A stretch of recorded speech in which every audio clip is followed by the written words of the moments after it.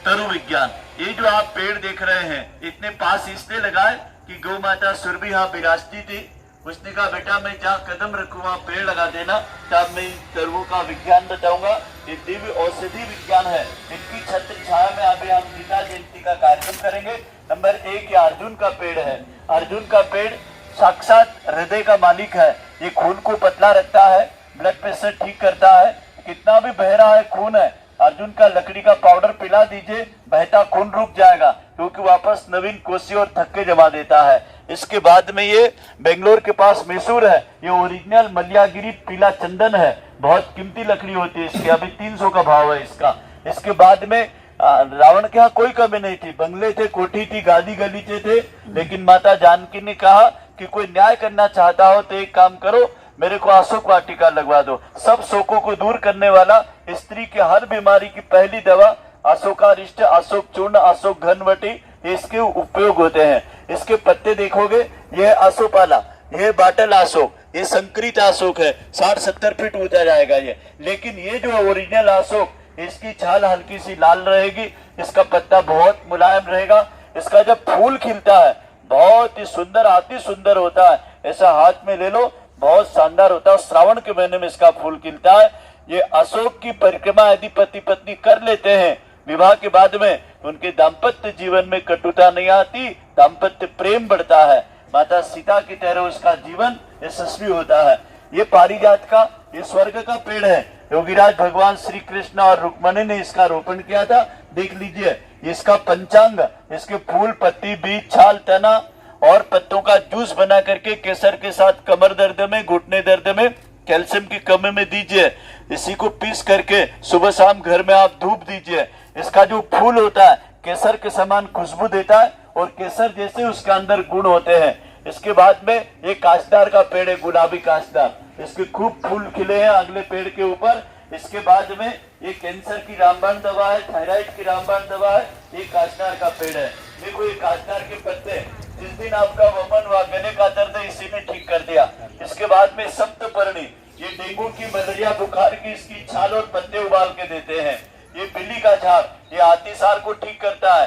Bell पत्र का लकड़ी चंदन के समान ठंडी होती है। इसको घस के शिव जी को भी लगा सकते हैं, आप भी लगा सकते हैं। चंदन यदि नकली मिलता है तो असली चंदन है बिल्ली के झाड़ की लकड़ी।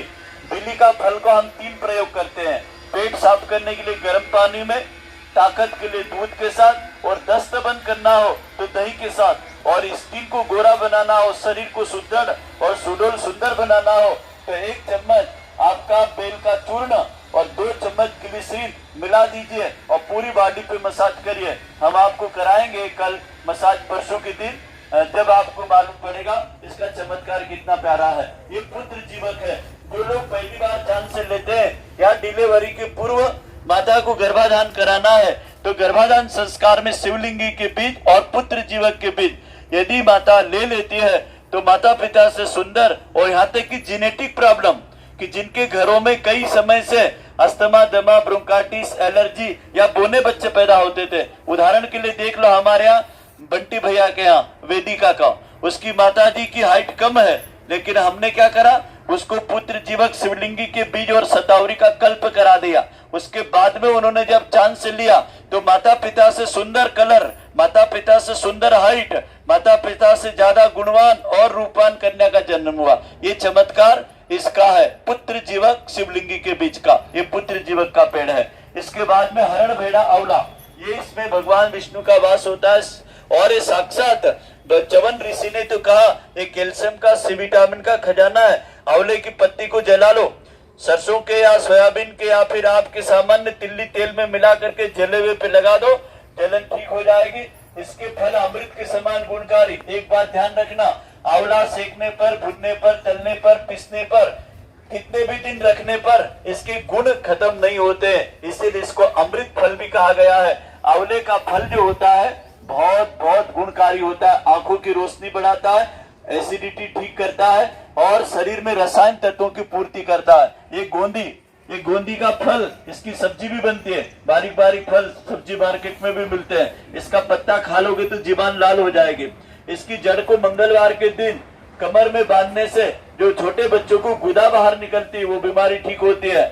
इसका पेड़ बहुत मंगलकारी होता है। ये हरड़ का पेड़, ये जो हरड़ बहेड़ा आंवला, ये हरड़ पेट को साफ करती, माँ के समान गुणकारी। जिनको मुंह में स्मेल आती है, एसिडिटी रहती है, सोते समय हरड़ को पानी में भिगो करके सुबह उषा पान कर लो, आते साफ, बवासीर भगंदर ठीक। ये बहेड़े का झाड़, ये बहेड़े का फल अभी इतना लगेगा, इसके ऊपर पत्तों से भी ज्यादा, कुंटलों से होता है ये। और ये बहेड़े का फल जैसा 60-70 फीट ऊंचा जाता है। ये लेखन काम करता है, शोधन काम करता है, गले का दर्द ठीक करता है और आवाज को सुरीला बनाता है। और कफ खांसी की तो समझ लो कि बहेड़ा रामबाण दवा है। देखो ये इतना ठंडा होता है, ये जलाशय के किनारे होता है, इसको औदुंबर भी बोलते हैं और इसको गुलर भी बोलते हैं। गुरु दत्तात्रेय का वास है। इसको छू करके देखना, बर्फ जैसा है, ठंडा लगेगा यह वृक्ष। दूसरे पेड़ को छूना और इसको छूना। ये पानी का अवशोषण करता है, इसकी छाल को, इसकी पत्तों को, इसके फल को बहनों को लिकोरिया जाता है, सफेद पानी जाता है, अधिक ब्लडिंग होता है उस समय इसको दिया जाता है। भाइयों को प्रोस्टेट ग्लैंड बढ़ गया है, उसमें दीजिए, रामबाण दवा है। ब्रह्मा विष्णु महेश 3 देवता इसमें वास करते हैं। इसको आप बड़ पीपल नीम के नाम से जानते हैं। ये नीम तो एक समझ लो कि चलता फिरता सूर्य भगवान है। नीम की पत्ती, छाल, इसके फूल, इसकी फलियां, ये सब कुछ औषधि के रूप में काम में आता है। इसका दातन करिए। चैत्र के महीने में हमारे महाराष्ट्र, गुजरात, राजस्थान, एमपी में तो प्रचलन है। काली मिर्ची, गुड़ और नीम के पत्ते चैत्र के महीने में गुड़ी पड़वा के दिन जरूर खाते हैं। वहां से 15 दिन खा लो तो आपको मलेरिया, टाइफाइड नहीं होगा। ये बरगद इतना गुणकारी होता है, शेरनी के दूध के समान इसका पत्ते का दूध गुणकारी होता है, लेकिन वेद के सानिध्य में अकेले नहीं लेना है। पीपल के 10 पत्ते, आधा चम्मच अर्जुन, आधा चम्मच दालचीनी उबाल के ले लो, केवल 20 दिन, ब्लॉकेज खुल जाएगा।